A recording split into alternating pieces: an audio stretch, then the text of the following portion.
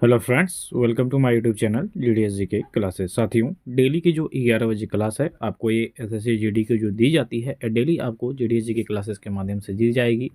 ठीक है। अब आपको रेलवे ग्रुप डी के लिए भी प्रैक्टिस सेट स्टार्ट किया जाएगा, उस पर काम चल रहा है साथियों। इसके बाद उत्तर प्रदेश कनिष्ठ सहायक जो है इस पे भी देखते हैं, वीडियो दी जाएगी जहाँ तक संभव है। प्रैक्टिस उसका बुक्स सारी आ गई हैं हमारे पास, तो इन सब के लिए अब जल्द ही स्टार्ट किया जाएगा इस चैनल के माध्यम से। तो स्टार्ट करेंगे आज के एसएससी जीडी कांस्टेबल के इस बहुत ज़बरदस्त टॉपिक से क्वेश्चन लिया गया है। ठीक है, साथ साथ प्रीवियस ईयर के क्वेश्चन भी हैं, तो वीडियो पसंद आए लाइक कमेंट शेयर करिएगा। स्टार्ट करेंगे फर्स्ट क्वेश्चन से। राजा राम मोहन राय किससे संबंधित नहीं है? अब यहाँ पे देखिए, इसमें आपके चार ऑप्शन हैं, चारों ऑप्शन में आपको बताना है कि इसमें से कौन सा ऐसा ऑप्शन है जो राजा राम मोहन राय को डिटेक्ट नहीं करता है। तो देखिए, राजा राम मोहन राय संस्कृत शिक्षा से नहीं जुड़े हुए थे। बाकी विधवा पुनर्विवाह, सती प्रथा और अंग्रेजी शिक्षा, इससे राजा राम मोहन राय जुड़े हुए थे। तो ऑप्शन नंबर यहाँ पे आप सी को सही करेंगे। इसके बाद आपका नेक्स्ट क्वेश्चन में आएगा कि भारत में दास प्रथा कब अवैध घोषित किया गया? भारत में दास प्रथा, याद रखिएगा, पहले दास प्रथा चलता था भारत में, लेकिन अंग्रेजों के शासनकाल में इस प्रथा पे क्या किया गया? बैन लगाया गया। कब बैन लगाया गया? 1843 में, सॉरी 1843 में इस व्यवस्था पे क्या किया गया? ताला लगा दिया गया, यानी कि इसको अवैध घोषित कर दिया गया।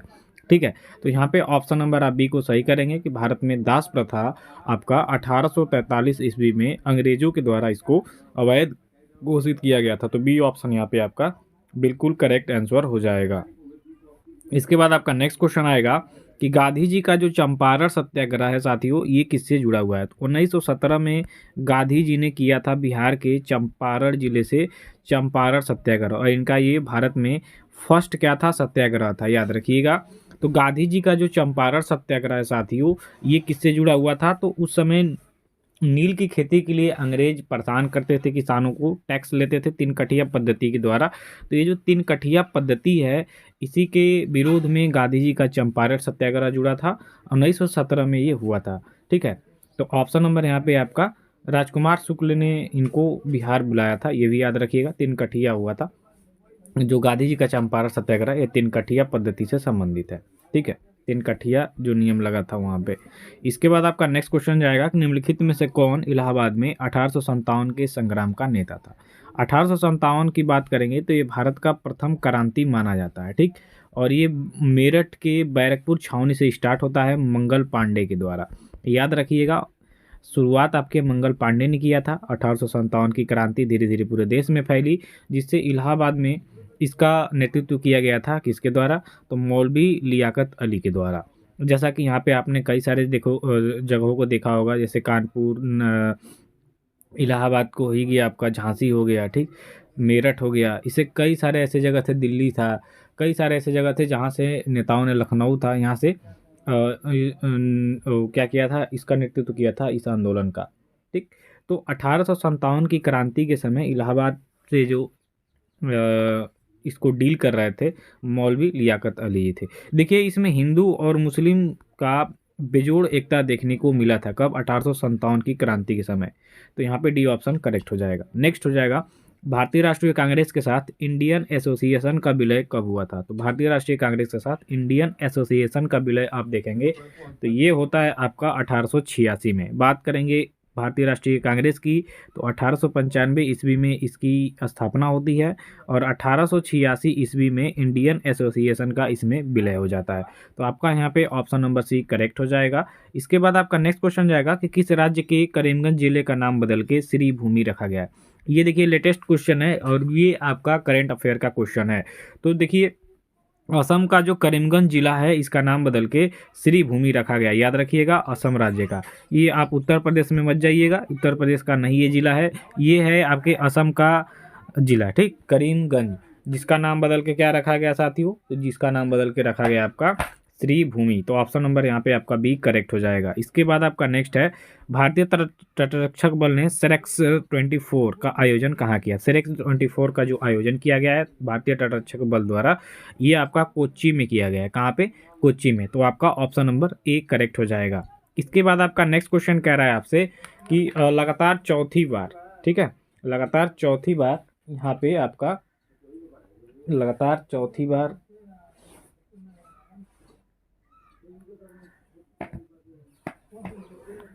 लगातार चौथी बार फार्मूला वन का खिताब किसने जीता? तो लगातार चौथी बार फार्मूला वन का जो खिताब है ये किसके द्वारा जीता गया है? तो ये जीता गया है आपके मैक्स वर्स्टैपन द्वारा। तो यहाँ पे आपको ऑप्शन नंबर बी करेक्ट हो जाएगा। ठीक है, इसके बाद नेक्स्ट है, भारत के पहले ग्रीन हाइड्रोजन फ्यूल स्टेशन का उद्घाटन कहाँ किया गया? तो भारत के पहले ग्रीन फ्यूल स्टेशन का उद्घाटन लेह लद्दाख में किया गया। इसको आप इंपॉर्टेंट कर लीजिएगा क्योंकि करंट अफेयर के क्वेश्चन बहुत ही टेढ़े आ रहे हैं इस समय किसी भी एग्जाम में। इसके बाद है आपका, भारत और किस देश के बीच द्विपक्षीय अभ्यास अग्नि वॉरियर 2024 का शुरू हुआ? तो अग्नि वॉरियर 2024 द्विपक्षीय अभ्यास है। ठीक है, इसमें आपका सिंगापुर शामिल है। ऑप्शन नंबर डी इसका करेक्ट हो जाएगा, भारत और सिंगापुर के बीच। भारत की निर्वाचन पद्धति किस देश के निर्वाचन पद्धति के अनुरूप है? तो ये आपके ब्रिटेन के निर्वाचन के पद्धति के अनुरूप है, क्योंकि अंग्रेजों ने राज किया था तो भारत ने इसी का कुल सिस्टम लिया हुआ है। तो ऑप्शन नंबर यहाँ पे आपका सी करेक्ट हो जाएगा। नेक्स्ट क्वेश्चन की तरफ चलेंगे कि राष्ट्रीय मानवाधिकार आयोग की स्थापना कब हुई थी साथियों? तो राष्ट्रीय मानवाधिकार आयोग इसकी स्थापना होती है 1993 में, 1993 में इसकी स्थापना हुई थी। ऑप्शन नंबर डी हो जाएगा। ठीक है, नेक्स्ट है, परिसीमन आयोग का अध्यक्ष होता है? तो साथियों परिसीमन आयोग का अध्यक्ष मुख्य चुनाव आयुक्त होते हैं। ठीक है, मुख्य चुनाव आयुक्त परिसीमन आयोग के अध्यक्ष होते हैं। जो भी खोया था खो चुके हैं, अब सिर्फ हासिल करने की बारी है कि नहीं साथियों?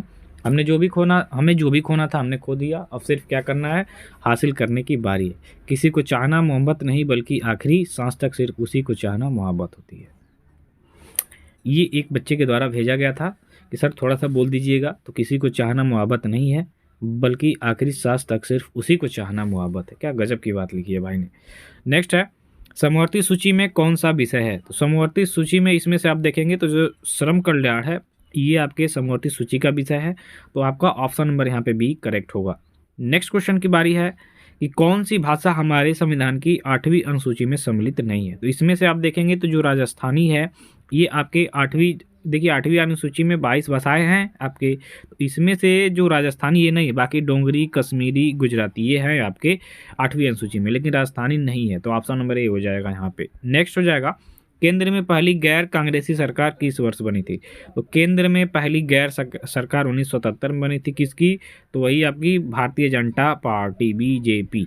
ठीक है, इसकी पहली सरकार कब बनी थी? 1977 में। ऑप्शन नंबर डी यहाँ पे करेक्ट हो जाएगा आपका, सही है ना। नेक्स्ट है, भारतीय जनता पार्टी के गठन के पश्चात इसके प्रथम अध्यक्ष कौन थे? तो भारतीय जनता पार्टी के पश्चात इसके जो प्रथम अध्यक्ष थे साथियों ये कौन थे? तो अटल बिहारी वाजपेयी जी थे। ऑप्शन नंबर यहाँ पे आपका सी करेक्ट हो जाएगा। ठीक है, चलिए नेक्स्ट है, नरसिंहम समिति ने किस संबंध में सुझाव केंद्र सरकार को दिया था? अब समिति से क्वेश्चन तो आ ही रहा है आपके एग्जाम में।